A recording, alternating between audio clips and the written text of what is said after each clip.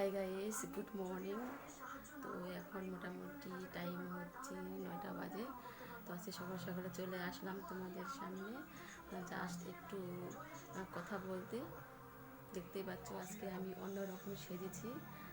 আজকে আমি শাড়ি পরে নিয়েছি। এতদিন তো আমি কুর্তি চুড়িদার পরেই তোমাদের সামনে আসছি। তো আজকে আমি নতুন সাজে এসেছি। শাড়ি পরেছি, একদম সুতির শাড়ি। শাড়িটা পরে খুব আরাম, কেননা একদম পাতলা সুতির শাড়ি। আর মেন কথা হচ্ছে যে গরম পড়েছে, শাড়ি পরতে পরতে একটু সাজুগুজু করতে করতে সব কিছু ঘেমে গেড়ে একাকার হয়ে যাচ্ছে। দেখতে পাচ্ছ, কথা বলতে বলতে ঘেমে যাচ্ছি। তো গাইস, শাড়ি পরে আমাকে কেমন লাগছে তোমরা কমেন্টে অবশ্যই জানাবে প্লিজ।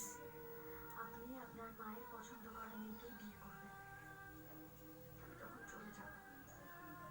আপনাকে আর তখন এতটা রাগ করতে হবে।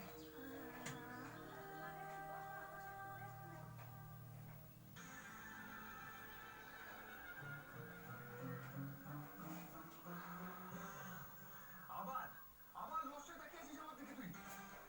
কে তাকিয়েছে? আমি তো তাকিয়ে, আমি বই পড়ছি, আমার সামনে পরীক্ষা না। তো গাইস, আজকে সকাল সকাল আমি রান্না করে নিয়েছি। রান্না টান্না করে নিয়ে মোটামুটি 7টার দিকে আমার রান্না কমপ্লিট হয়ে গেছে। তো ভাবছি যে তাহলে কালকে ভিডিও করতে পারিনি, তাহলে আজকে ভাবছি যে একটু শাড়ি পরে আমি একটা ছোট্ট একটা ব্লগ করি তোমাদের জন্য। যা গরম পড়েছে, এই গরমে কিচ্ছু ভালো লাগছে না। প্রচণ্ডভাবে গরম, আর আকাশের ওয়েদারটা একটু চেঞ্জ হয়েছে। কালকের তুলনায় আজকে অনেকটা ঠান্ডা ভাব আছে। সকালে বৃষ্টি হলো আমাদের এদিকে। তোমাদের ওইদিকে বৃষ্টি হয়েছে কিনা একটু বলবে প্লিজ। গরমের ভাবটা অতটা নেই, কম আছে, তাই একটু ভালো লাগছে। আর পরবর্তীতে হচ্ছে বেলা 12টার দিকে কেমন রোদ হবে সেটা বলতে পারছি না, কিন্তু অতটা রোদ মনে হয় হবে না, বোঝা যাচ্ছে। দেখতে পাচ্ছ হাতে আমি এটা করেছি,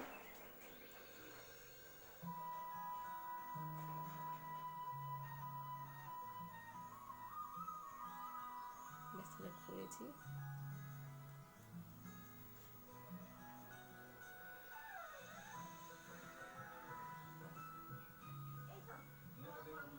প্রচণ্ড গরম, জল খেতে ইচ্ছে করছে। গাইস, আমি একটু জল খেয়ে আসছি।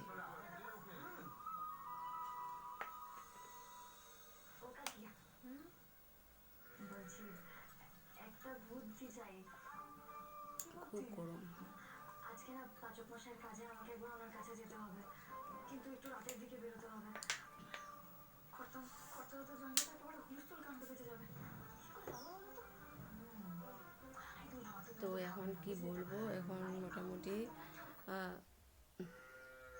লাইনটা চলে গেল। তাহলে আমি এখানে ভিডিওটি শেষ করছি। দেখতেই পাচ্ছ লাইন না হলে কেমন হয়ে যাচ্ছে। তো তোমরা অবশ্যই সাবস্ক্রাইব করে দিও, যারা যারা সাবস্ক্রাইব করিনি, আর লাইকটা করে দিও প্লিজ। লাইনটা এমন টাইমে চলে গেল। তোমরা ভালো থাকো, সুস্থ থাকো, টাটা।